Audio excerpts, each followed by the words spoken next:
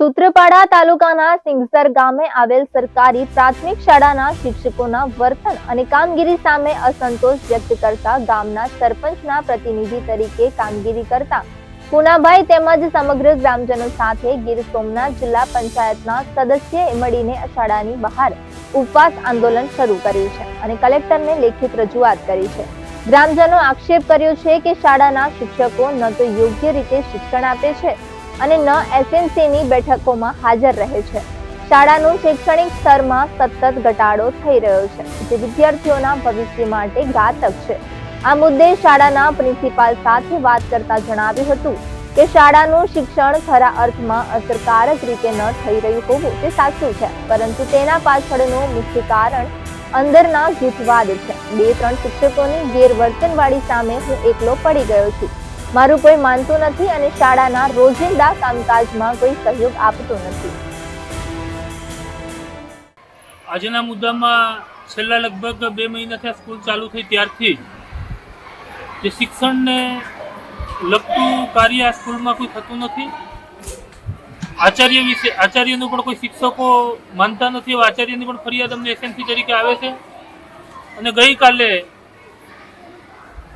સ્કૂલના ટાઈમ વિરુદ્ધ પણ સ્કૂલને તાળા મારી અને આ લોકો અંગત જગ્યા ઉપર આચાર્યને સાઈડમાં રાખીને મિટિંગો કરતા હતા અને એ દરમિયાન આચાર્યને વાલીઓના મને ફોન આવ્યા કે અત્યારે 3:15નો ટાઈમ થયો છે, છતાં પણ આ સ્કૂલને તાળા લાગેલા છે।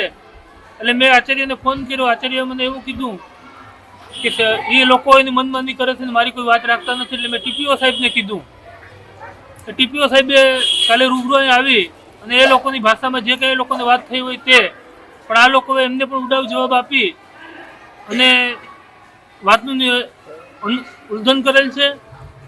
આજે અમને ટીપીઓ સાહેબે એવું કીધું હતું કે તમે એ લોકો જોડે એસએમસીની મિટિંગ બોલાવી અને જે કંઈ સ્કૂલને લગતા પ્રશ્નો છે એનું નિરાકરણ થાય એટલા માટે તમે મિટિંગ બોલાવી અને મિટિંગમાં જે કંઈ સૂચના છે એ આપી દેજો એસએમસીના અધ્યક્ષ તરીકે। એટલે આજે મિટિંગ કરવા માટે અહીંયા સવારમાં આવેલ, 1 કલાક રાહ જોઈ છતાં પણ કોઈ મિટિંગમાં ન આવેલ અને આચાર્ય સાહેબે વારંવાર ફોન કરવા પછી આવેલ તો કહેલ કે અમે ટીપીઓ સાહેબ હશે તો જ અમે મિટિંગ કરશું, અમારે તમારી જોડે કોઈ મિટિંગ કરવાની જરૂરિયાત નથી। હું પ્રાથમિક શાળામાં આવેલ ત્યારે સરપંચને મળી અને સરપંચે રજૂઆત કરેલી કે આ શિક્ષકોનું આવી પરિસ્થિતિ છે અને બાળકોને અન્યાય થાય છે, તો આપણે ગામ લોકોએ જઈ અને આ શિક્ષકોને થોડી ઘણી વાત કરી અને સમજાવીએ। પણ અમે અહીંયા આવ્યા અને એની મિટિંગ બોલાવવાનું નક્કી કર્યું તો એ લોકોએ એવું વર્તન કર્યું કે અમે કંઈ તમારો પગાર ગામ લોકોનો નથી ખાતા, અમે તો સરકારનો પગાર ખાઈએ છીએ અને અમને ટીપીઓ સાહેબ આવશે તો જ અમે મિટિંગમાં તમારી સાથે બેસશું। આચાર્યો સૂચના આપીને સૂચના બુકમાં હું મિટિંગ લઉં છું, એની ઉપર મારી પાસે પુરાવા છે, તો એ સૂચનાનો અમલ નથી થતો। એસએમસીની મિટિંગ બોલાવું, એસએમસીવાળા આવે અને એસએમસી પણ સપોર્ટ કરીને સ્ટાફને સમજાવે છે, તો એસએમસી સામે પણ ગેરવર્તન કરે છે, ગામ લોકો હારે ગેરવર્તન કરે છે।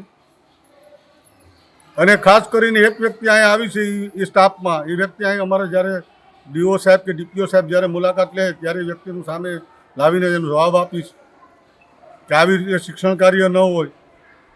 સરકાર આપણે મોટો તગડો પગાર આપે છે, તો તગડો પગાર આપે છે તેના પ્રમાણમાં કામ કરવું જોઈએ, ડિસિપ્લિનમાં રહેવું જોઈએ, બાળકોનું વ્યક્તિગત ધ્યાન રાખવું જોઈએ।